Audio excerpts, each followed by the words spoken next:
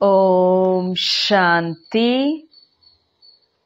ಮುರುಳಿಯ ದಿನಾಂಕ 21/9. ಬಾಬೋರ ಮಹಾವಾಕ್ಯಗಳು.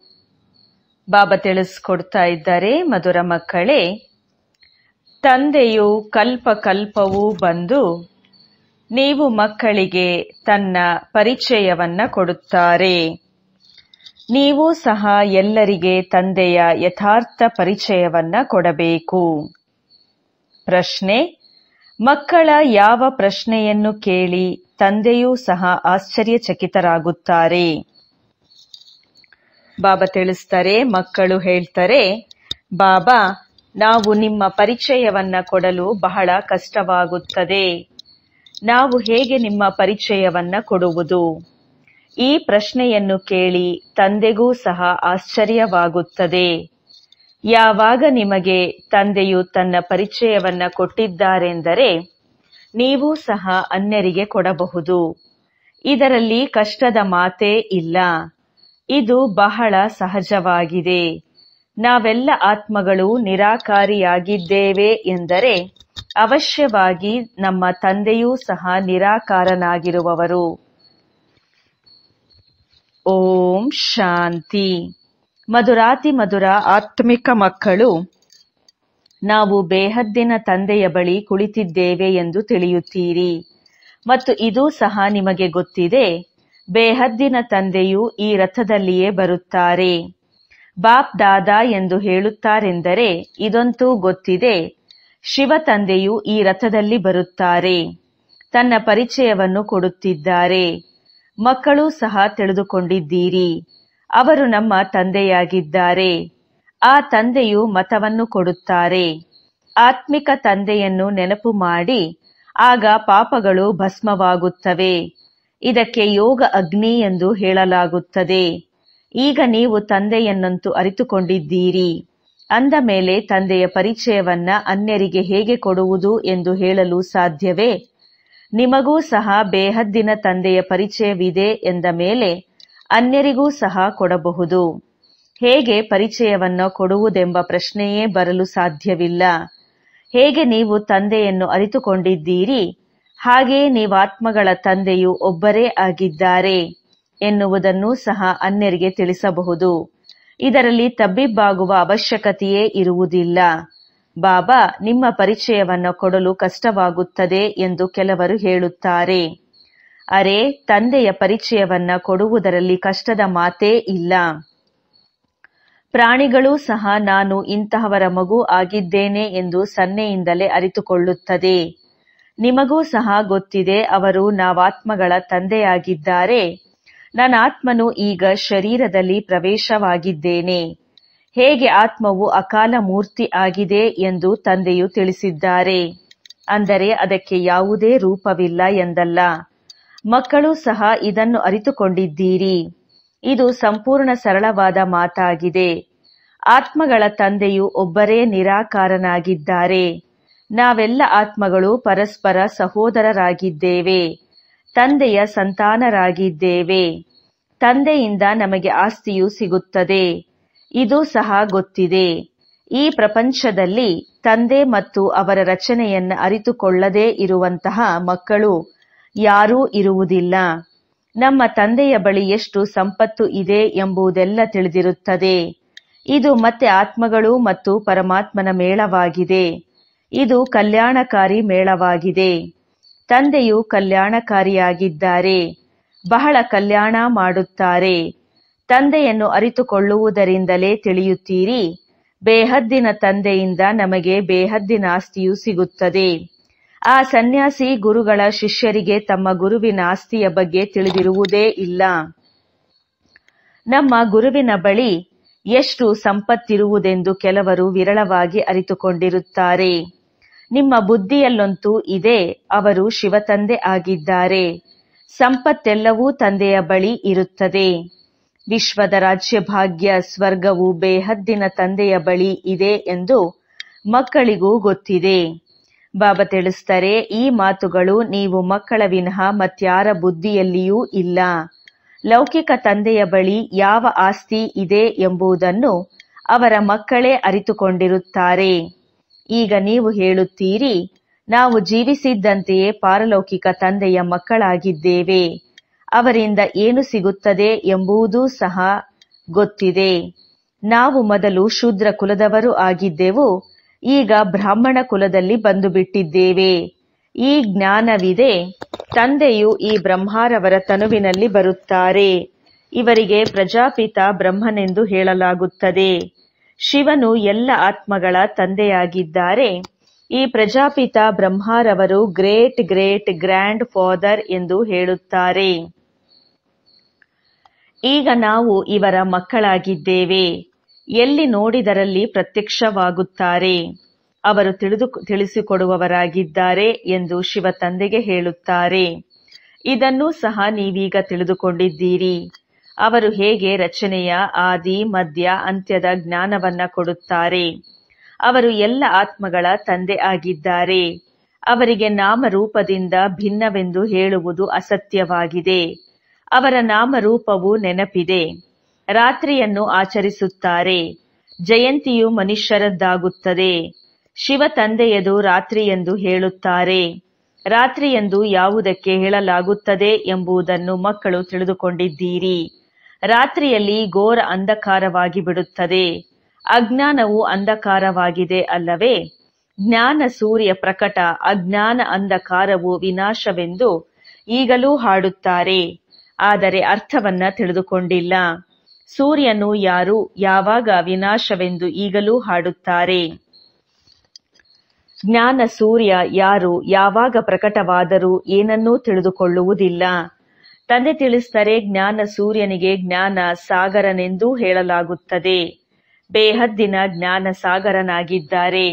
ಸನ್ಯಾಸಿ, ಗುರು, ಗೋಸಾಯಿ ಮೊದಲಾದವರು ತಮ್ಮನ್ನ ಶಾಸ್ತ್ರಗಳ ಅಥಾರಿಟಿಯಾಗಿದ್ದೇವೆ ಎಂದು ತಿಳಿಯುತ್ತಾರೆ. ಅದೆಲ್ಲವೂ ಭಕ್ತಿಯಾಗಿದೆ. ಬಹಳ ವೇದಶಾಸ್ತ್ರಗಳನ್ನ ಓದಿ ವಿದ್ವಾಂಸರಾಗುತ್ತಾರೆ. ಅಂದಾಗ ತಂದೆಯು ಆತ್ಮಿಕ ಮಕ್ಕಳಿಗೆ ಕುಳಿತು ತಿಳಿಸಿಕೊಡುತ್ತಾರೆ. ಇದಕ್ಕೆ ಆತ್ಮರು ಮತ್ತು ಪರಮಾತ್ಮನ ಮೇಳವೆಂದು ಹೇಳಲಾಗುತ್ತದೆ. ನಿಮಗೂ ಸಹ ತಿಳಿದಿದೆ, ತಂದೆಯು ಈ ರಥದಲ್ಲಿ ಬಂದಿದ್ದಾರೆ. ಈ ಮೇಳವನ್ನು ಮಿಲನವೆಂದು ಹೇಳುತ್ತಾರೆ. ಬಾಬಾ ತಿಳಿಸ್ತಾರೆ, ಯಾವಾಗ ನಾವು ಮನೆಗೆ ಹೋಗುತ್ತೇವೆಯೋ ಅದೂ ಸಹ ಮೇಳವಾಗಿದೆ. ಇಲ್ಲಿ ಸ್ವಯಂ ತಂದೆಯು ಕುಳಿತು ಓದಿಸುತ್ತಾರೆ. ಅವರು ತಂದೆಯೂ ಆಗಿದ್ದಾರೆ, ಶಿಕ್ಷಕನೂ ಆಗಿದ್ದಾರೆ. ಇದೊಂದೇ ಮಾತನ್ನು ಬಹಳ ಚೆನ್ನಾಗಿ ಧಾರಣೆ ಮಾಡಿ ಮರೆಯಬೇಡಿ. ತಂದೆ ನಿರಾಕಾರನಾಗಿದ್ದಾರೆ. ಅವರಿಗೆ ತನ್ನದೇ ಆದ ಶರೀರ ಇಲ್ಲ. ಅಂದ ಮೇಲೆ ಅವಶ್ಯವಾಗಿ ತೆಗೆದುಕೊಳ್ಳಬೇಕಾಗುತ್ತದೆ. ಆದ್ದರಿಂದ ಸ್ವಯಂ ತಂದೆಯೇ ತಿಳಿಸುತ್ತಾರೆ, ನಾನು ಪ್ರಕೃತಿಯ ಆಧಾರವನ್ನ ತೆಗೆದುಕೊಳ್ಳುತ್ತೇನೆ. ಇಲ್ಲದಿದ್ದರೆ ಹೇಗೆ ಮಾತನಾಡಲಿ?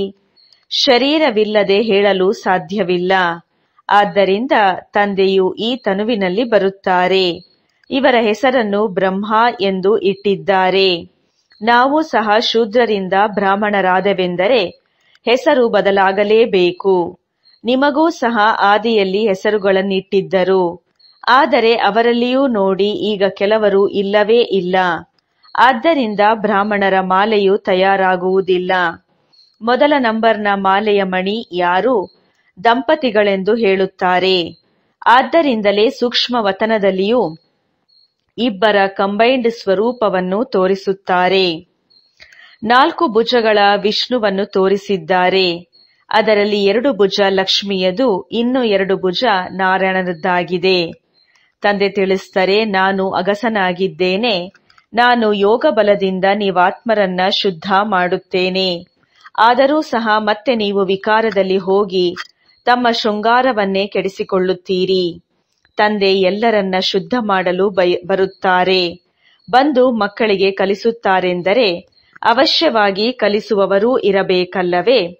ಪತಿತ ಪಾವನ ಬಂದು ನಮ್ಮನ್ನ ಪಾವನ ಮಾಡಿ ಎಂದು ಕರೆಯುತ್ತಾರೆ. ವಸ್ತ್ರಗಳೂ ಸಹ ಮೈಲಿಗೆಯಾದಾಗ ಅದನ್ನು ಒಗೆದು ಶುದ್ಧ ಮಾಡಲಾಗುತ್ತದೆ. ನೀವು ಸಹ ಅವರನ್ನ ಪತಿತ ಪಾವನ ತಂದೆಯೇ ಬಂದು ಪಾವನ ಮಾಡಿ ಎಂದು ಕರೆಯುತ್ತೀರಿ. ಆತ್ಮವು ಪಾವನವಾದರೆ ಶರೀರವು ಪಾವನವಾದದ್ದೇ ಸಿಗುವುದು. ಅಂದಾಗ ಮೂಲ ಮಾತಾಗಿದೆ ತಂದೆಯ ಪರಿಚಯ ಕೊಡುವುದು.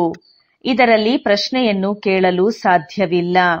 ಏಕೆಂದರೆ ನಿಮಗೂ ಸಹ ತಂದೆಯ ಪರಿಚಯವನ್ನು ಕೊಟ್ಟಿದ್ದಾರೆ. ಹಾಗಾಗಿ ನೀವು ತಂದೆಯ ಬಳಿ ಬಂದಿದ್ದೀರಾ ಅಲ್ಲವೇ? ತಂದೆಯು ಎಲ್ಲಿದ್ದಾರೆ? ಈ ರಥದಲ್ಲಿ ಇದ್ದಾರೆ. ಇದು ಅಕಾಲ ಸಿಂಹಾಸನ ಆಗಿದೆ. ನೀವಾತ್ಮಗಳೂ ಸಹ ಅಕಾಲ ಮೂರ್ತಿ ಆಗಿದ್ದೀರಿ. ಇವೆಲ್ಲವೂ ನಿಮ್ಮ ಸಿಂಹಾಸನಗಳು ಆಗಿದೆ. ಯಾವುದರಲ್ಲಿ ನೀವೆಲ್ಲರೂ ವಿರಾಜಮಾನ ಆಗಿದ್ದೀರಿ ಅಲ್ಲಿ ತೋರಿಸಿರುವ ಅಕಾಲ ಸಿಂಹಾಸನವಂತೂ ಕಾಣಿಸುವಂಥದ್ದಾಗಿದೆ. ಹಾಗೆಯೇ ನಿಮಗೆ ಗೊತ್ತಿದೆ, ನಾನು ಅಕಾಲ ಮೂರ್ತ ಅರ್ಥಾತ್ ನಿರಾಕಾರನಾಗಿದ್ದೇನೆ. ನನಗೆ ಸಾಕಾರ ರೂಪ ಇಲ್ಲ. ನಾನಾತ್ಮ ಅವಿನಾಶಿ ಆಗಿದ್ದೇನೆ ಎಂದು ವಿನಾಶ ಆಗಲು ಸಾಧ್ಯವಿಲ್ಲ. ಒಂದು ಶರೀರವನ್ನ ಬಿಟ್ಟು ಇನ್ನೊಂದನ್ನ ತೆಗೆದುಕೊಳ್ಳುತ್ತೇನೆ. ನಾನಾತ್ಮನ ಪಾತ್ರವು ಅವಿನಾಶಿಯಾಗಿ ನೋಂದಾವಣೆ ಆಗಿದೆ. ಇಂದಿಗೆ 5000 ವರ್ಷಗಳ ಹಿಂದೆಯೂ ಸಹ ನಮ್ಮ ಪಾತ್ರವು ಹೀಗೆಯೇ ನೋಂದಾವಣೆಯಾಗಿತ್ತು. 1 ಸಂವತ್ಸರದಿಂದ ನಾವಿಲ್ಲಿ ಪಾತ್ರವನ್ನ ಅಭಿನಯಿಸಲು ಮನೆಯಿಂದ ಬರುತ್ತೇವೆ. ಇದು 5000 ವರ್ಷಗಳ ಚಕ್ರವಾಗಿದೆ. ಇದಕ್ಕೆ ಮನುಷ್ಯರು ಲಕ್ಷಾಂತರ ವರ್ಷಗಳೆಂದು ಹೇಳುತ್ತಾರೆ. ಆದ್ದರಿಂದ ಕೆಲವು ವರ್ಷಗಳು ವಿಚಾರದಲ್ಲಿ ಬರುವುದಿಲ್ಲ. ಅಂದಾಗ ನಾವು ತಂದೆಯ ಪರಿಚಯವನ್ನ ಅನ್ಯರಿಗೆ ಹೇಗೆ ಕೊಡುವುದೆಂದು ಪ್ರಶ್ನಿಸಲು ಸಾಧ್ಯವಿಲ್ಲ. ಮಕ್ಕಳು ಇಂತಿಂತಹ ಪ್ರಶ್ನೆಗಳನ್ನು ಕೇಳಿದಾಗ ಆಶ್ಚರ್ಯವೆನಿಸುತ್ತದೆ. ಅರೆ, ನೀವು ತಂದೆಯ ಮಕ್ಕಳಾಗಿದ್ದೀರಿ ಅಂದ ಮೇಲೆ ತಂದೆಯ ಪರಿಚಯವನ್ನ ಕೊಡಲು ಏಕೆ ಸಾಧ್ಯವಿಲ್ಲ? ನಾವೆಲ್ಲರೂ ಆತ್ಮರಾಗಿದ್ದೇವೆ. ಅವರು ನಮ್ಮ ತಂದೆ ಆಗಿದ್ದಾರೆ. ಸರ್ವರ ಸದ್ಗತಿ ಮಾಡುತ್ತಾರೆ. ಯಾವಾಗ ಸದ್ಗತಿ ಮಾಡುತ್ತಾರೆ ಎಂಬುದೂ ಸಹ ಈಗ ನಿಮಗೆ ತಿಳಿದಿದೆ. ಕಲ್ಪವು ಕಲ್ಪದ ಸಂಗಮ ಯುಗದಲ್ಲಿ ಬಂದು ಸರ್ವರ ಪ್ರತಿ ಸದ್ಗತಿ ಮಾಡುತ್ತಾರೆ. ಇನ್ನು 40,000 ವರ್ಷಗಳಿದೆ ಎಂದು ಮನುಷ್ಯರು ತಿಳಿಯುತ್ತಾರೆ ಮತ್ತು ಪರಮಾತ್ಮನ ಬಗ್ಗೆ ಮೊದಲೇ ನಾಮರೂಪದಿಂದ ಭಿನ್ನ ಎಂದು ಹೇಳಿಬಿಡುತ್ತಾರೆ. ಈಗ ನಾಮರೂಪದಿಂದ ಭಿನ್ನವಾದ ವಸ್ತು ಯಾವುದೂ ಇರುವುದಿಲ್ಲ. ಕಲ್ಲು ಮುಳ್ಳಿಗೂ ಸಹ ಹೆಸರು ಇದೆ ಅಲ್ಲವೇ? ಆದ್ದರಿಂದ ತಂದೆ ತಿಳಿಸ್ತಾರೆ, ಮಧುರಾತಿ ಮಧುರ ಮಕ್ಕಳೇ, ನೀವಿಲ್ಲಿ ಬೇಹದ್ದಿನ ತಂದೆಯ ಬಳಿ ಬಂದಿದ್ದೀರಿ. ತಂದೆಗೂ ಗೊತ್ತಿದೆ ಅನೇಕ ಮಕ್ಕಳಿದ್ದಾರೆ. ಮಕ್ಕಳಿಗೆ ಹದ್ದು ಮತ್ತು ಬೇಹದ್ದಿನಿಂದಲೂ ಮೇಲೆ ಹೋಗಬೇಕಾಗಿದೆ. ಎಲ್ಲಾ ಮಕ್ಕಳನ್ನು ನೋಡುತ್ತೇನೆ. ನಮಗೆ ಗೊತ್ತಿದೆ ಇವರೆಲ್ಲರನ್ನೂ ಕರೆದುಕೊಂಡು ಹೋಗುವುದಕ್ಕಾಗಿ ಬಂದಿದ್ದೇನೆ. ಸತ್ಯಯುಗದಲ್ಲಂತೂ ಕೆಲವರೇ ಇರುತ್ತಾರೆ. ಎಷ್ಟು ಸ್ಪಷ್ಟವಾಗಿದೆ. ಆದ್ದರಿಂದಲೇ ಚಿತ್ರಗಳ ಬಗ್ಗೆ ತಿಳಿಸಲಾಗುತ್ತದೆ. ಜ್ಞಾನವು ಬಹಳ ಸಹಜವಾಗಿದೆ. ಆದರೆ ನೆನಪಿನ ಯಾತ್ರೆಯಲ್ಲಿಯೇ ಸಮಯ ಹಿಡಿಸುತ್ತದೆ. ಇಂತಹ ತಂದೆಯನ್ನಂತೂ ಎಂದಿಗೂ ಮರೆಯಬಾರದು. ತಂದೆಯೂ ಸಹ ತಿಳಿಸುತ್ತಾರೆ, ನನ್ನೊಬ್ಬನನ್ನೇ ನೆನಪು ಮಾಡಿ, ಆಗ ಪಾವನರಾಗಿ ಬಿಡುತ್ತೀರಿ. ನಾನು ಪತಿತರಿಂದ ಪಾವನರನ್ನಾಗಿ ಮಾಡುವುದಕ್ಕಾಗಿಯೇ ಬರುತ್ತೇನೆ. ನೀವು ಅಕಾಲ ಮೂರ್ತ ಆತ್ಮಗಳೆಲ್ಲರೂ ತಮ್ಮ ತಮ್ಮ ಸಿಂಹಾಸನದಲ್ಲಿ ವಿರಾಜಮಾನ ಆಗಿದ್ದೀರಿ. ಬಾಬಾ ಹೇಳ್ತಾರೆ, ತಂದೆ ಸಹ ಈ ಸಿಂಹಾಸನವನ್ನ ಲೋನ್ ಆಗಿ ಪಡೆದಿದ್ದಾರೆ. ಈ ಭಾಗ್ಯಶಾಲಿ ರಥದಲ್ಲಿ ತಂದೆಯು ಪ್ರವೇಶ ಮಾಡುತ್ತಾರೆ. ಪರಮಾತ್ಮನಿಗೆ ನಾಮರೂಪವಿಲ್ಲವೆಂದು ಕೆಲವರು ಹೇಳುತ್ತಾರೆ. ಆದರೆ ಇದಂತೂ ಸಾಧ್ಯವೇ ಇಲ್ಲ. ಅವರನ್ನ ಎಷ್ಟೊಂದು ಕರೆಯುತ್ತಾರೆ, ಮಹಿಮೆ ಮಾಡುತ್ತಾರೆ ಎಂದರೆ ಅವಶ್ಯವಾಗಿ ಅವರು ಯಾವುದೋ ರೂಪವಿದೆ ಅಲ್ಲವೇ? ತಮೋಪ್ರಧಾನರಾಗಿರುವ ಕಾರಣ ಏನನ್ನೂ ತಿಳಿದುಕೊಳ್ಳುವುದಿಲ್ಲ. ತಂದೆ ತಿಳಿಸ್ಕೊಡ್ತಾರೆ, ಮಧುರಾತಿ ಮಧುರ ಮಕ್ಕಳೇ, ಇಷ್ಟು 84 ಲಕ್ಷ ಯೋನಿಗಳಂತೂ ಇರುವುದೇ ಇಲ್ಲ. ಇರುವುದೇ 84 ಜನ್ಮಗಳು. ಪುನರ್ಜನ್ಮವಂತೂ ಎಲ್ಲರಿಗೂ ಇದೆ. ಬ್ರಹ್ಮ ತತ್ವದಲ್ಲಿ ಹೋಗಿ ಲೀನವಾಗುವುದಾಗಲಿ ಮೋಕ್ಷವನ್ನು ಪಡೆಯುವುದಾಗಲಿ ಇಲ್ಲ. ಇದಂತೂ ಮಾಡಲ್ಪಟ್ಟಂಥ ನಾಟಕವಾಗಿದೆ. ಇದರಲ್ಲಿ ಒಬ್ಬರೂ ಸಹ ಹೆಚ್ಚು ಕಡಿಮೆ ಇರಲು ಸಾಧ್ಯವಿಲ್ಲ. ಈ ಅನಾದಿ ಅವಿನಾಶಿ ನಾಟಕದಿಂದಲೇ ಮತ್ತೆ ಚಿಕ್ಕ ಚಿಕ್ಕ ನಾಟಕಗಳನ್ನು ಅವರು ರಚಿಸುತ್ತಾರೆ. ಅವು ವಿನಾಶಿಯಾಗಿದೆ. ಈಗ ನೀವು ಮಕ್ಕಳು ಬೇಹದ್ದಿನಲ್ಲಿ ನಿಂತಿದ್ದೀರಿ. ನಾವು ಹೇಗೆ 84 ಜನ್ಮಗಳನ್ನ ತೆಗೆದುಕೊಂಡವೆಂಬುದು ಜ್ಞಾನವು ನೀವು ಮಕ್ಕಳಿಗೆ ಸಿಕ್ಕಿದೆ. ತಂದೆ ತಿಳಿಸ್ತಾರೆ, ಮೊದಲು ಯಾರಿಗೂ ತಿಳಿದಿರಲಿ, ನಿಮಗೂ ಗೊತ್ತಿಲ್ಲವೆಂದು ಋಷಿ ಮುನಿಗಳು ಹೇಳುತ್ತಿದ್ದರು. ತಂದೆಯು ಈ ಹಳೆಯ ಪ್ರಪಂಚವನ್ನ ಪರಿವರ್ತನೆ ಮಾಡಲು ಸಂಗಮಯುಗದಲ್ಲಿಯೇ ಬರುತ್ತಾರೆ. ಬ್ರಹ್ಮರವರ ಮೂಲಕ ಪುನಃ ಹೊಸ ಪ್ರಪಂಚದ ಸ್ಥಾಪನೆ ಮಾಡುತ್ತಾರೆ. ಮನುಷ್ಯರು ಲಕ್ಷಾಂತರ ವರ್ಷಗಳೆಂದು ಹೇಳುತ್ತಾರೆ, ಆದರೆ ಲಕ್ಷಾಂತರ ವರ್ಷಗಳ ಹೆಸರು ನೆನಪಿಗೆ ಬರಲು ಸಾಧ್ಯವಿಲ್ಲ. ಮಹಾಪ್ರಳಯವೂ ಸಹ ಆಗುವುದಿಲ್ಲ. ತಂದೆಯು ರಾಜಯೋಗವನ್ನು ಕಲಿಸುತ್ತಾರೆ. ಇದರಿಂದ ನೀವು ರಾಜ್ಯ ಭಾಗ್ಯವನ್ನ ಪಡೆಯುತ್ತೀರಿ. ಇದರಲ್ಲಿ ಯಾವುದೇ ಸಂಶಯದ ಮಾತು ಇಲ್ಲ. ನೀವು ಮಕ್ಕಳಿಗೆ ಗೊತ್ತಿದೆ, ಮೊಟ್ಟ ಮೊದಲಿಗೆ ಎಲ್ಲರಿಗಿಂತ ಪ್ರಿಯ ತಂದೆ ಆಗಿದ್ದಾರೆ. ಅವರ ನಂತರ ಶ್ರೀಕೃಷ್ಣನು ಪ್ರಿಯನಾಗಿದ್ದಾರೆ. ನೀವು ತಿಳಿದುಕೊಂಡಿದ್ದೀರಿ, ಕೃಷ್ಣನು ಸ್ವರ್ಗದ ಮೊದಲ ರಾಜಕುಮಾರನಾಗಿದ್ದನು. ಕೃಷ್ಣನು ನಂತರ 84 ಜನ್ಮಗಳನ್ನು ತೆಗೆದುಕೊಳ್ಳುತ್ತಾನೆ. ನಂತರ ಅವರದ್ದೇ ಅಂತಿಮ ಜನ್ಮದಲ್ಲಿ ನಾನು ಪ್ರವೇಶ ಮಾಡುತ್ತೇನೆ. ನೀವು ಈಗ ಪತಿತರಿಂದ ಪಾವನರಾಗಬೇಕಾಗಿದೆ. ಪತಿತ ಪಾವನನು ತಂದೆಯೇ ಆಗಿದ್ದಾರೆ. ನೀರಿನ ನದಿಗಳು ಶುದ್ಧವಾಗಿರುತ್ತದೆ, ಕೊಳಕೇನೂ ಇರುವುದಿಲ್ಲ. ಇಲ್ಲಂತೂ ಎಷ್ಟೊಂದು ಕೊಳಕು ಬೀಳುತ್ತಿರುತ್ತದೆ. ಈ ಬಾಬಾರವರು ನೋಡಿದ್ದಾರೆ, ಆದರೆ ಈ ಸಮಯದಲ್ಲಂತೂ ಜ್ಞಾನವಿರುವುದಿಲ್ಲ. ನೀರು ಹೇಗೆ ಪಾವನ ಮಾಡಲು ಸಾಧ್ಯವೆಂದು ಈಗ ಆಶ್ಚರ್ಯವೆನಿಸುತ್ತದೆ. ಬಾಬಾ ತಿಳಿಸುತ್ತಾರೆ, ಮಧುರ ಮಕ್ಕಳೇ, ತಂದೆಯನ್ನ ಹೇಗೆ ನೆನಪು ಮಾಡುವುದೆಂದು ಎಂದಿಗೂ ತಬ್ಬಿಬ್ಬಾಗಬಾರದು. ಅರೆ, ನೀವು ತಂದೆಯನ್ನು ನೆನಪು ಮಾಡಲು ಸಾಧ್ಯವಿಲ್ಲವೇ? ಅವರು ಕುಕ ಸಂತಾನರಾಗಿದ್ದಾರೆ. ನೀವು ದತ್ತು ಮಕ್ಕಳಾಗಿದ್ದೀರಿ. ದತ್ತು ಮಕ್ಕಳಿಗೆ ಯಾವ ತಂದೆಯಿಂದ ಆಸ್ತಿಯು ಸಿಗುವುದೋ ಅವರನ್ನ ಮರೆಯಲಾಗುತ್ತದೆಯೇ? ಬೇಹದ್ದಿನ ತಂದೆಯಿಂದ ಬೇಹದ್ದಿನ ಆಸ್ತಿಯು ಸಿಗುತ್ತದೆ ಎಂದರೆ ಅವರನ್ನು ಮರೆಯಬೇಕೇ? ಲೌಕಿಕ ಮಕ್ಕಳು ತಂದೆಯನ್ನ ಮರೆಯುತ್ತಾರೆಯೇ? ಇಲ್ಲಿ ಮಾಯ ಯುದ್ಧವು ನಡೆಯುತ್ತದೆ. ಇಡೀ ಪ್ರಪಂಚವೇ ಕರ್ಮಕ್ಷೇತ್ರವಾಗಿದೆ. ಆತ್ಮವು ಶರೀರದಲ್ಲಿ ಪ್ರವೇಶ ಮಾಡಿ ಇಲ್ಲಿ ಕರ್ಮ ಮಾಡುತ್ತದೆ. ತಂದೆ ಕರ್ಮ, ಅಕರ್ಮ, ವಿಕರ್ಮದ ರಹಸ್ಯವನ್ನ ತಿಳಿಸುತ್ತಾರೆ. ಇಲ್ಲಿ ರಾವಣ ರಾಜ್ಯದಲ್ಲಿ ಕರ್ಮಗಳು ವಿಕರ್ಮಗಳಾಗುತ್ತವೆ. ಅಲ್ಲಿ ರಾವಣ ರಾಜ್ಯವೇ ಇಲ್ಲವಾದ್ದರಿಂದ ಕರ್ಮವು ಅಕರ್ಮವಾಗುತ್ತದೆ. ಯಾವುದೇ ವಿಕರ್ಮ ಆಗುವುದಿಲ್ಲ. ಇದು ಬಹಳ ಸಹಜವಾದ ಮಾತಾಗಿದೆ. ಇಲ್ಲಿ ರಾವಣ ರಾಜ್ಯದಲ್ಲಿ ಕರ್ಮಗಳು ವಿಕರ್ಮ ಆಗುತ್ತವೆ. ಆದ್ದರಿಂದ ವಿಕರ್ಮಗಳ ಶಿಕ್ಷೆಗಳನ್ನು ಅನುಭವಿಸಬೇಕಾಗುತ್ತದೆ. ಬಾಬಾ ತಿಳಿಸುತ್ತಾರೆ, ರಾವಣ ಅನಾದಿ ಎಂದು ಹೇಳಬಾರದು. ಅರ್ಧ ಕಲ್ಪ ರಾವಣ ರಾಜ್ಯ, ಅರ್ಧ ಕಲ್ಪ ರಾಮರಾಜ್ಯ. ನೀವು ದೇವತೆಗಳು ಆಗಿದ್ದಾಗ ನಿಮ್ಮ ಕರ್ಮವು ಅಕರ್ಮವಾಗಿತ್ತು. ಈಗ ಈ ಜ್ಞಾನವಿದೆ. ಮಕ್ಕಳಾಗಿದ್ದೀರಿ ಅಂದ ಮೇಲೆ ವಿದ್ಯೆಯನ್ನು ಓದಬೇಕಾಗಿದೆ. ಓದುವಾಗ ಮತ್ಯಾವುದೇ ಉದ್ಯೋಗ ವ್ಯವಹಾರ ಮೊದಲಾದವರ ವಿಚಾರವು ಬರಬಾರದು. ಆದರೆ ಗೃಹಸ್ಥ ವ್ಯವಹಾರದಲ್ಲಿ ಇರುತ್ತಾ ಉದ್ಯೋಗ ವ್ಯವಹಾರಗಳನ್ನು ಮಾಡುತ್ತಾ ಕಮಲ ಪುಷ್ಪ ಸಮಾನವಾಗಿರಿ ಎಂದು ತಂದೆಯು ತಿಳಿಸುತ್ತಾರೆ. ನೀವು ಇಂತಹ ದೇವತೆಗಳು ಆಗುವವರಿದ್ದೀರಿ. ಈ ಅಲಂಕಾರಗಳನ್ನ ವಿಷ್ಣುವಿಗೆ ತೋರಿಸಿದ್ದಾರೆ. ಏಕೆಂದರೆ ಈಗ ನಿಮಗೆ ಇವುಗಳು ಶೋಭಿಸುವುದಿಲ್ಲ, ವಿಷ್ಣುವಿಗೆ ಶೋಭಿಸುತ್ತದೆ.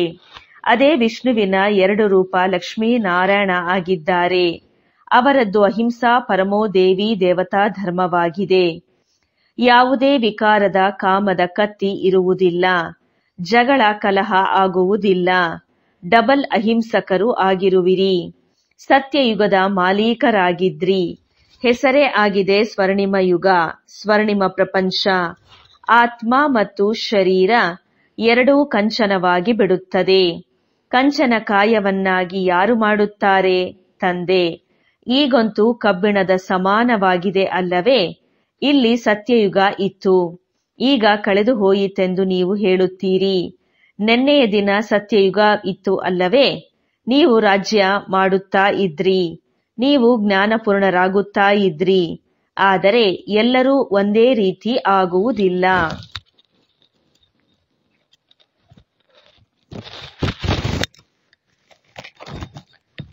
ಒಳ್ಳೆಯದು.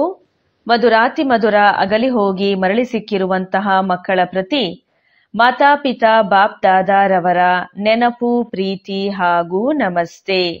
ಆತ್ಮಿಕ ಮಕ್ಕಳಿಗೆ ಆತ್ಮಿಕ ತಂದೆಯ ನೆನಪು, ಪ್ರೀತಿ ಹಾಗೂ ನಮಸ್ತೆ.